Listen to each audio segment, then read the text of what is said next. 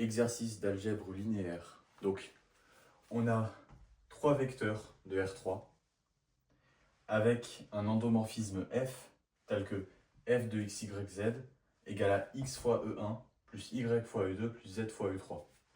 On va essayer donc de déterminer une base du noyau de f, une équation du noyau de f et une base de l'image de f.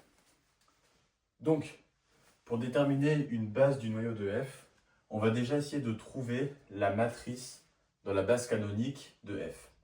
Alors, la matrice de la base canonique de f, c'est pas très dur de le faire. Ce qu'on va faire, c'est que on va injecter la base canonique dedans et ça nous donnera donc des vecteurs qu'on mettra dans la matrice. Alors, on va avoir donc que f, on va avoir que f de 1, 0, 0, c'est égal à, donc, 1 fois E1 plus 0 fois E2 plus 0 fois E3. Donc ça va être égal simplement à 1 fois E1, donc qui vaut 1, 1, 2. On fait pareil, donc f de 0, 1, 0, ça va valoir quoi? Ça va valoir juste 1 fois E2. Donc 1, 0, 1. Et puis f de 0, 0, 1, qui va être égal donc 1 fois E3, donc 2, 1, 3. Finalement, on n'a que la matrice de f dans la base canonique, qu'on va noter A. Elle sera égale à, donc notre premier vecteur, 1, 1, 2, notre deuxième vecteur, 1, 0, 1, et notre troisième vecteur, 2, 1, 3. Donc, maintenant qu'on a trouvé notre matrice A, qui représente f dans la base canonique, on va pouvoir trouver une base du noyau de f. Donc là, on va faire comme d'habitude, donc on va l'augmenter à 0, 0, 0, et puis on va échelonner pour trouver. Alors, commençons. On a notre matrice, donc 1, 1, 2. On va l'augmenter directement à 0, 0, 0. 1, 0, 1 et 2, 1, 3. Donc, première chose à faire, on va garder donc 1, 1, 2. Ici, on va enlever au-dessus, donc ça va faire 0, moins 1, moins 1. Et ici, on va enlever deux fois ça, donc 0, moins 1, moins 1. Donc, c'est assez simple, on a directement un truc intéressant. Donc ici, qu'est-ce que j'ai fait? Je vais quand même le marquer. On a que la ligne 2, c'est la ligne 2 moins la ligne 1. Et on a que la ligne 3, c'est la ligne 3 moins 2 fois la ligne 1. Et ici, qu'est-ce qu'on va faire? On va dire que la ligne 3 devient la ligne 3 moins la ligne 2. Donc on aura 1, 1, 2, 0, moins 1, moins 1, 0, 0, 0, augmenté. Voilà. Donc, on a ça. Maintenant, on va le passer sous forme de vecteur x, y, z. Donc, on va avoir quoi? On va avoir que, je vais le marquer ici, x plus y plus 2z égale à 0. Et ensuite, ça, on peut le multiplier par moins 1.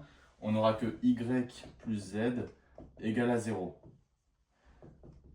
Donc ça, qu'est-ce que ça revient? Ça revient à dire que y égale à moins z. Et que x, donc x égale à moins y moins 2z, et ici y égale à moins z. Mais donc on va remplacer le y ici, donc moins y ça va être z, donc ça va être égal à z moins 2z, qui va être égal à moins z. Finalement, x égale à moins z, y égale à moins z. Pour z fixé, par exemple, on va prendre z égale à moins 1. On va avoir que le noyau de f, c'est le sous-espace vectoriel engendré donc pour z égale à moins 1 à 1, 1, avec le vecteur 1, 1, moins 1. Voilà. Donc là, on a une base du noyau de f. Donc, maintenant qu'on a une base du noyau de f, on va devoir déterminer une équation donc, du noyau de f. Alors pour faire ça, on a plusieurs façons. Mais en fait, une façon assez simple, c'est de se dire que si on a ce vecteur-là avec un autre vecteur quelconque x, y, z, eh bien il faut que le rang donc de la matrice avec ce vecteur-là et le vecteur x, y, z soit égal à 1. Ok, parce que la dimension du noyau vaut 1. En fait, ça veut dire quoi? Ça veut dire que quel que soit un vecteur x, y, z de R3, il faut quoi? Il faut que le rang formé par la matrice, enfin le rang de la matrice 1, 1, moins 1, x, y, z soit égal à 1. D'accord? Mais ça, qu'est-ce qu'on peut faire? On peut échelonner. D'accord? Donc ça veut dire que le rang de 1, 1, moins 1. Et donc là, qu'est-ce qu'on va faire? On va dire que on va enlever x fois la première à la deuxième. D'accord? Donc en fait, on aura 0 en haut.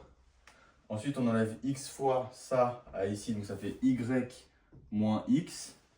Et ici, on enlève x fois ça. Mais donc comme c'est moins 1, ça fait plus x. Donc z plus x. On a échelonné et ça doit être égal à 1. Mais donc si ce rang est égal à 1, on en déduit quoi?